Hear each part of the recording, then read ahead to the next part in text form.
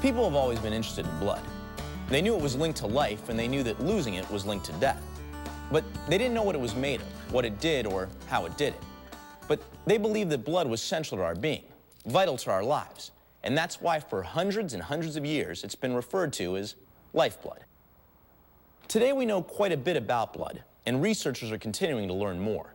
But it took a long time to gain this understanding, and along the way there were some misconceptions and beliefs that were, well, just plain wrong.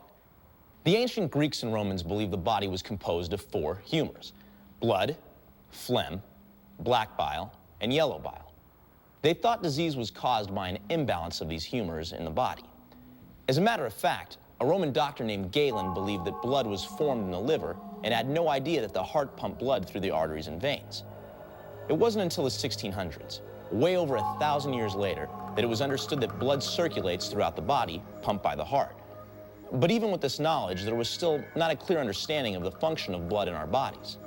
For instance, up until the end of the 19th century, doctors still used bloodletting to try to cure disease. They believed that bad blood made people sick, so they'd open up their patients' veins to get that bad blood out. It was a common practice, and sometimes they went a little too far. Did you know George Washington died from excessive bloodletting? Neither did I, but he did. But back to the question, what is blood?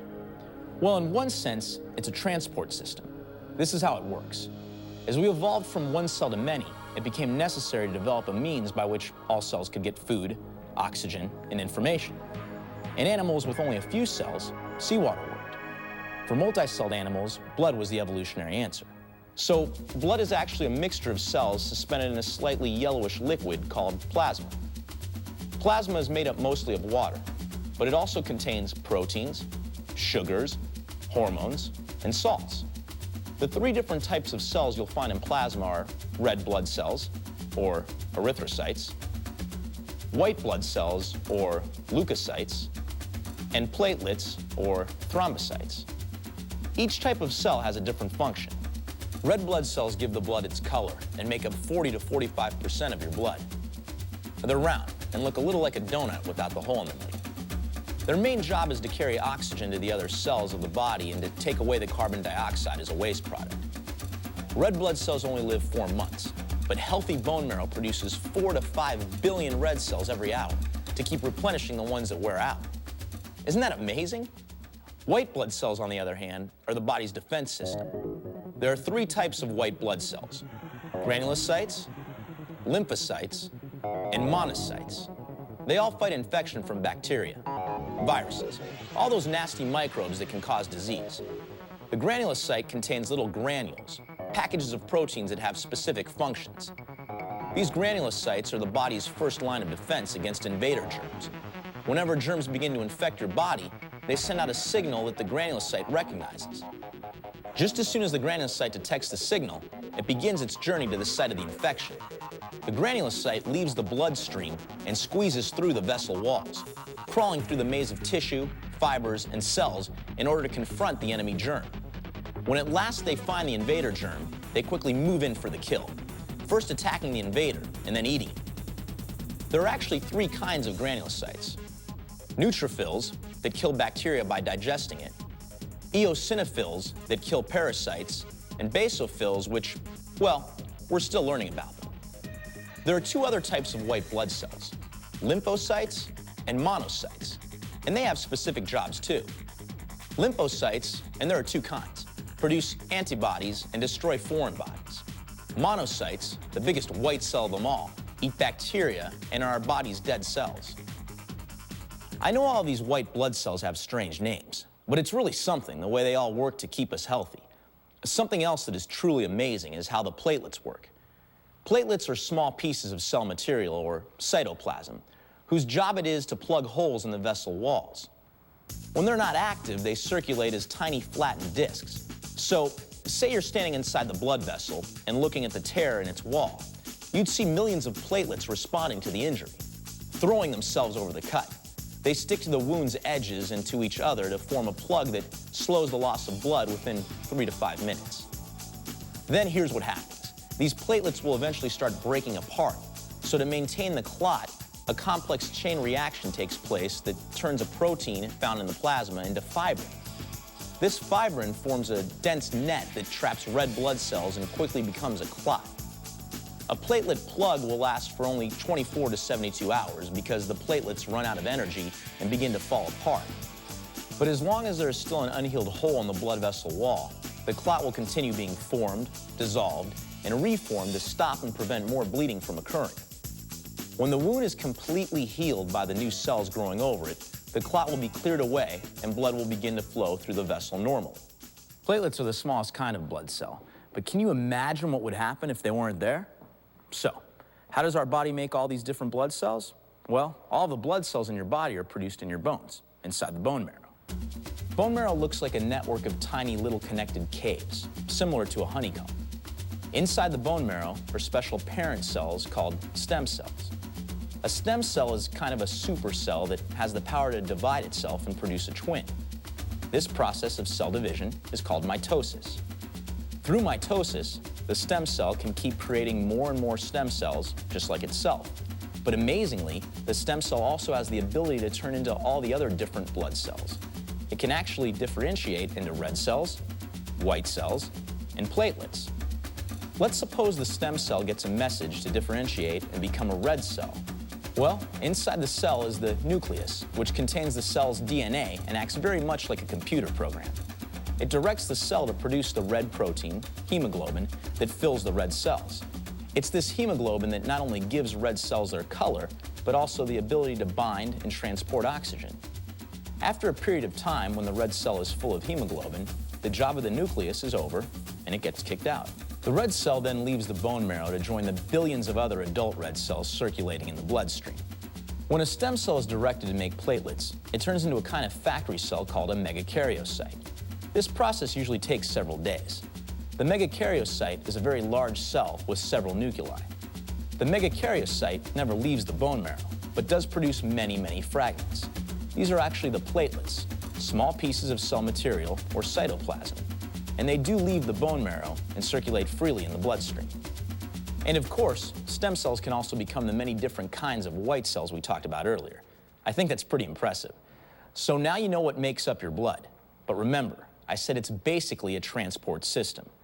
Well, let's explore that statement a little. What does it transport? Most of us probably know that blood is responsible for getting oxygen to every cell and taking carbon dioxide away. But do you know how it works exactly? Each time you take a breath, pairs of oxygen atoms called O2 molecules enter your lungs and pass through smaller and smaller tubes, or bronchi, until reaching tiny air sacs called alveoli. These air sacs are covered by thin blood vessels known as capillaries, and it's here that the gas exchange takes place. The oxygen molecules pass easily into blood vessels and bind or attach to our hemoglobin. Now loaded with this cargo of oxygen, the red cells first travel at a high rate of speed through the heart, the large aorta, and other big arteries, like on a freeway. But then they have to leave the freeway and travel down many narrow side streets, finally passing into even narrower and thinner capillaries. At this point, the capillaries are only one cell wide, and they have to squeeze and stretch and even fold themselves in half to get through. That's why red cells are flat and flexible, so they can easily change shape and fit through such small places. Only when they get deep inside the capillaries running through your muscles and tissues and organs do they finally release their load of oxygen.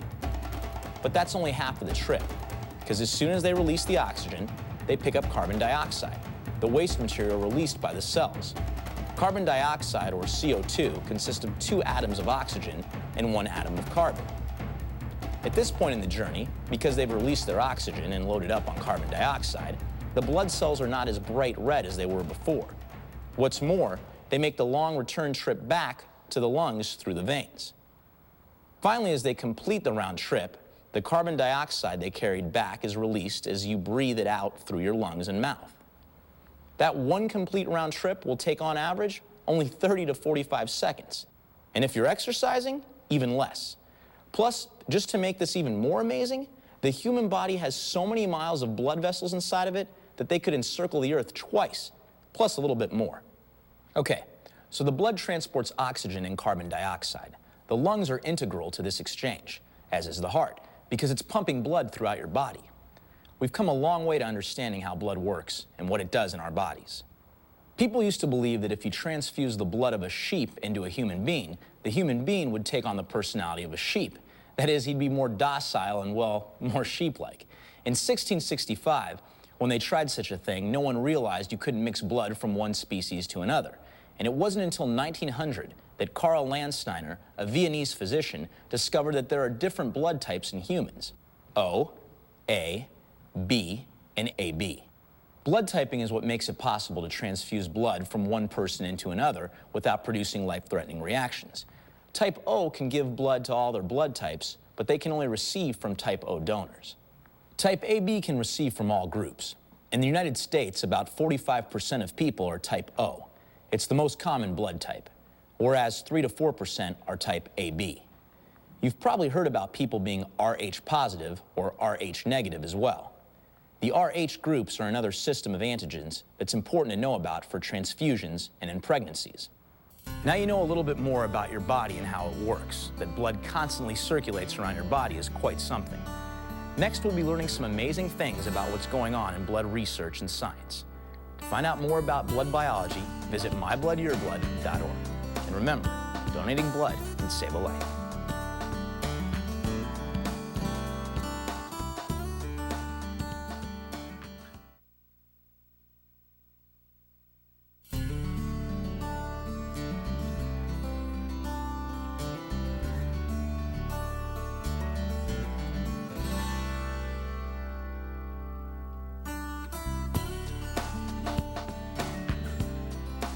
We've now learned that your blood transports oxygen, but your blood transports other products throughout your body too. Things like nutrients, hormones, and proteins. Hormones that signal a variety of processes: food, proteins, not to mention our defense system, those all-important white cells. And speaking of defense against disease, there are a few diseases that are transmitted through the blood and some that attack the blood. Let's talk to the scientist working in the areas of blood research to learn more. Basically, when we discuss leukemia, what we're talking about is that the bone marrow, which makes all of the blood cells, makes too many white cells. And if you have too many cells, you suffer adverse consequences from that, which may even include death. Now, one of the major advances in medical science called bone marrow transplantation, where a donor donates their bone marrow that's transfused into a patient and rescues them, because in order to get rid of their leukemia, they have to give them either radiation and high-dose chemotherapy, and chemotherapy is drugs which basically destroy those white cells. When a patient receives a bone marrow transplant, during the time period when their own marrow is destroyed and the new marrow starts to grow and produce cells, we have to transfuse probably 7 to 8 units of red cells and probably somewhere around 15 to 20 separate transfusions of platelets in order to support the patient in that time period.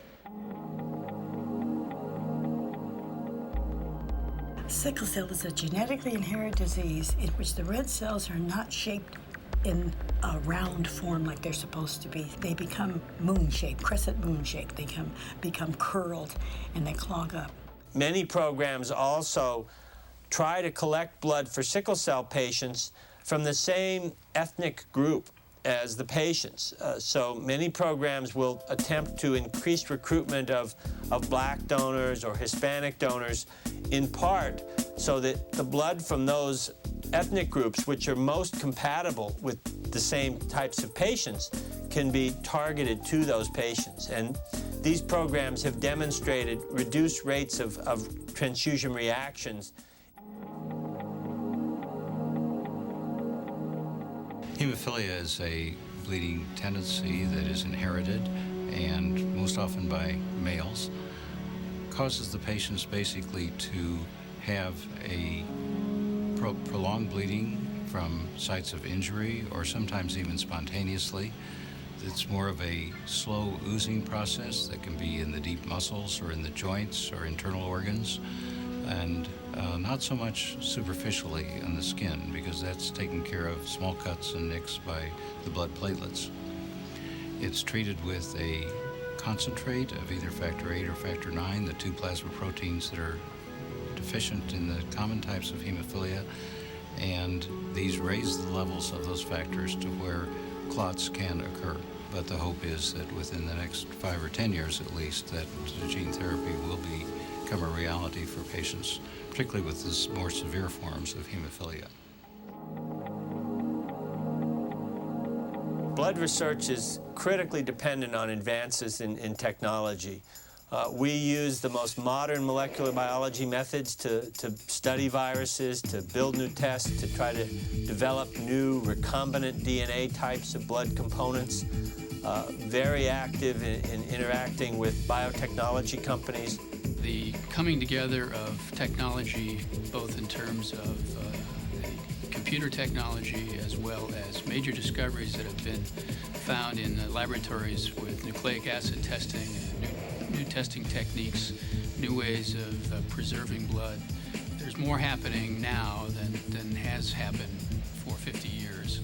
We test the blood today for 10 different infectious agents. They kind of group into the major viruses, and there we have the AIDS virus, HIV, a related virus that causes leukemia that's called the human T leukemia virus, HTLV. We test for several hepatitis viruses, hepatitis B and hepatitis C. For the first time, patients were dying after getting West Nile from blood transfusion.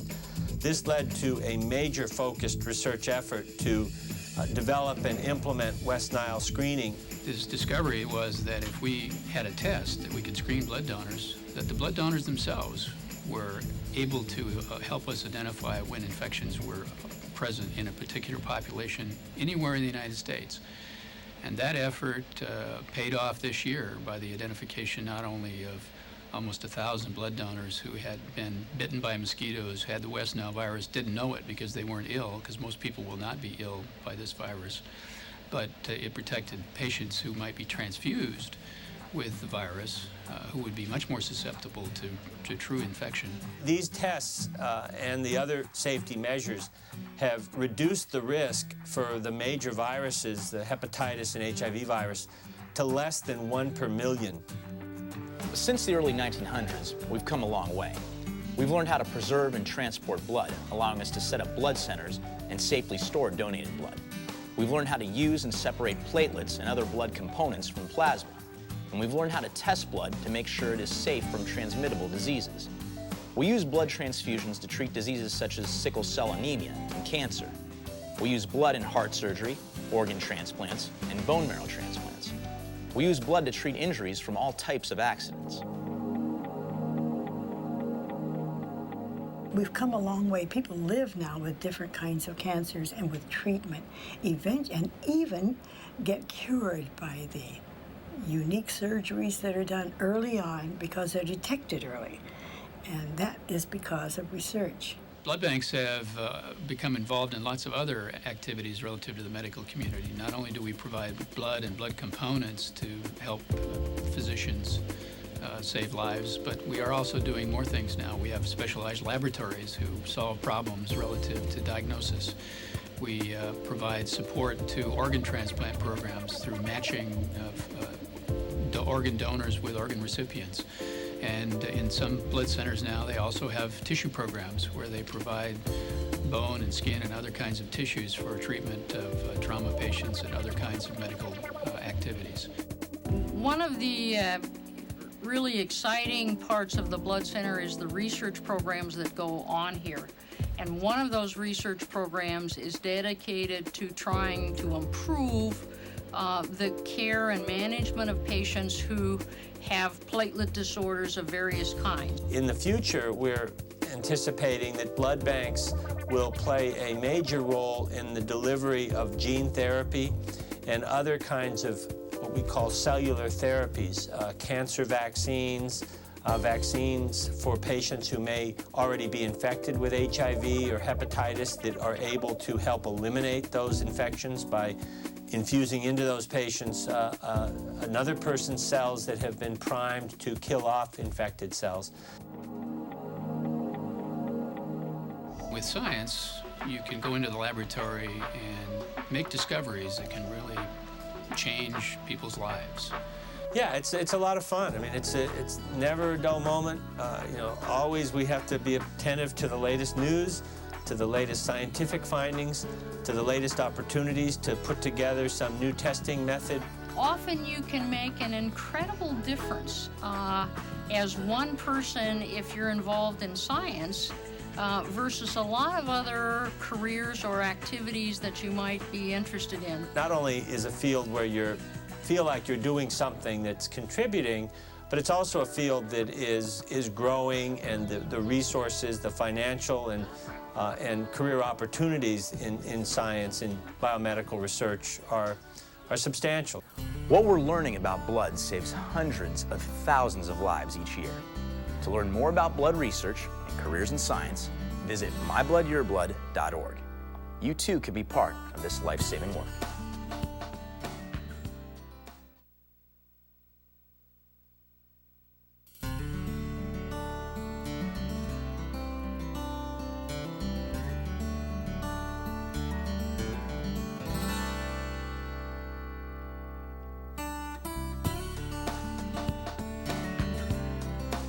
Every day, all over the country, in large cities and small towns, blood is saving lives. And if you're 17 and in some places 16 years old, you can give blood. It's safe, it's easy, and it's a gift that makes a difference. Giving blood takes only about an hour, yet each donation has the potential to save 3 lives. Of course, it's very easy for me to sit here and tell you to give blood. So instead, let's hear it firsthand. You'll hear from people just like you and me who chose to give, and from others who've received the life-saving gift. I was diagnosed with sickle cell anemia when I was 3 years old, and I have been getting blood transfusions ever since. I was 18 years old and just as invincible as any teenager thinks they are. I was running 2 miles a day, golfing, really enjoying life, getting the most I could out of it. The next week I found out I had this disease, that I was going to die if I wasn't able to rely on the blood donations that people give regularly.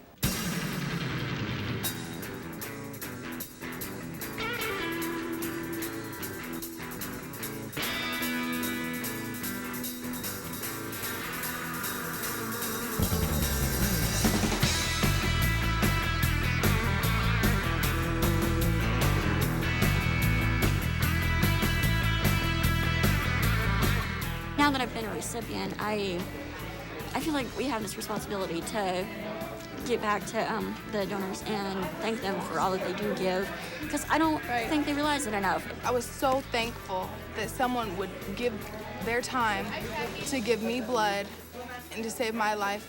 That's hard, being 18 years old and having to say that.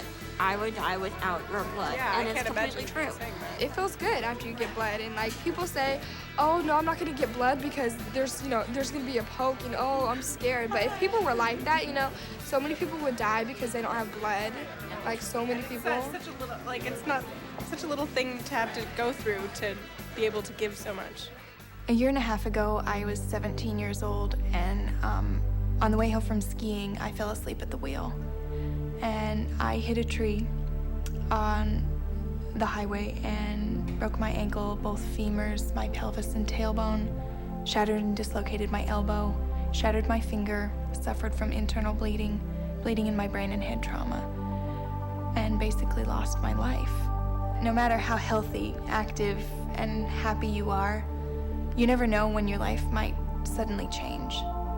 I had no idea, and I'm sure that most people don't. I get blood once a month because my red blood cells are abnormal. Before I have my transfusion, I feel weak and tiresome, and I don't feel like getting up and around a lot. And after I have it, I feel energized. I feel very active, like the Energizer Bunny. My doctors put me on a regimen of blood transfusions. At the beginning, I was needing a blood transfusion every 2 weeks, then it very quickly progressed to every week. And at the worst, I was having a blood transfusion at least every other day. I first donated blood when I was in high school, and now, 33 years later, I think I've given somewhere between 5 to 7 gallons of blood. If you donate blood one time, it helps, I think, 3 people. And so it feels good to know you're helping out. I'm doing it for kind of selfish reasons. always been terrified of having blood drawn, and so I wanted to prove to myself that I could do it without freaking out. And it's going well.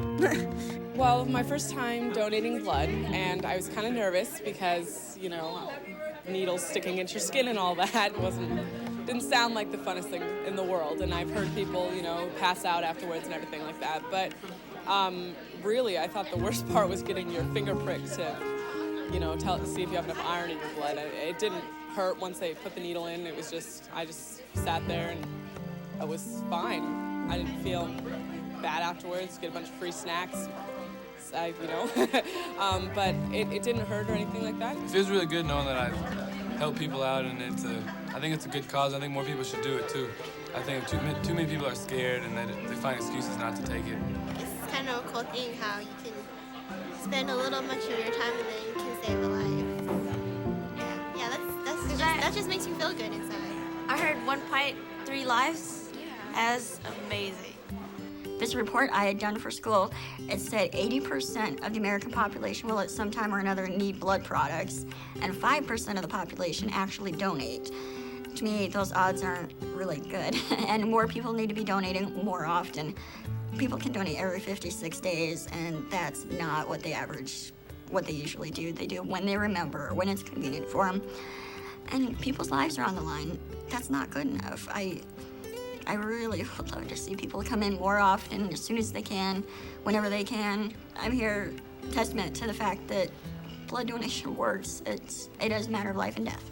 Well, when I get blood, it's like, you don't just say, oh, well, I'm getting blood, you know, it's no big deal. But it really is a big deal because you don't realize that people take their time and, you know, spend hours just laying on a bed and, you know, taking out blood and giving it to another person. It's important to me to donate blood because there's few things that I can do to affect a wide range of people in my community. And I think donating blood has become one of the things that I've chosen as a cornerstone of what I would do to give back to the people that I live with. I counted the units of blood products I've needed have topped 450, easily.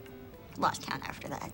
To people who are scared, I'd say it's just like anything that you just have to face your fear and realize that so many people are doing it and they're just fine. And no one's ever had any problem with donating blood ever, I don't think.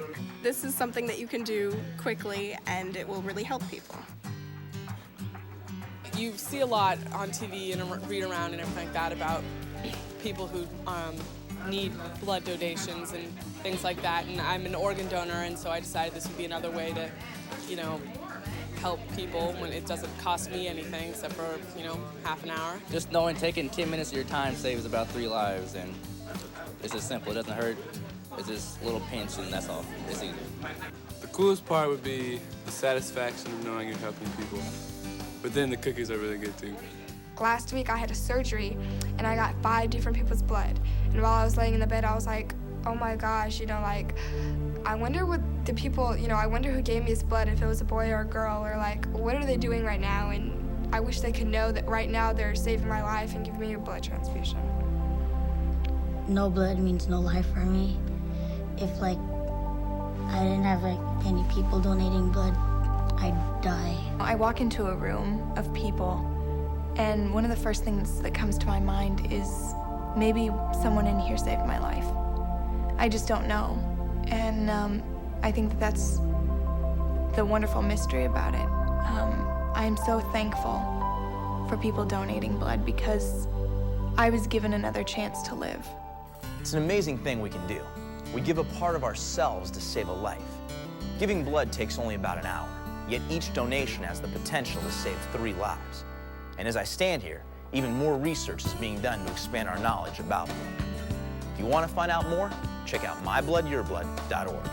In the meantime, stay healthy, support your school blood drives, and make a gift that can save a life. It's easy to do, and it's priceless.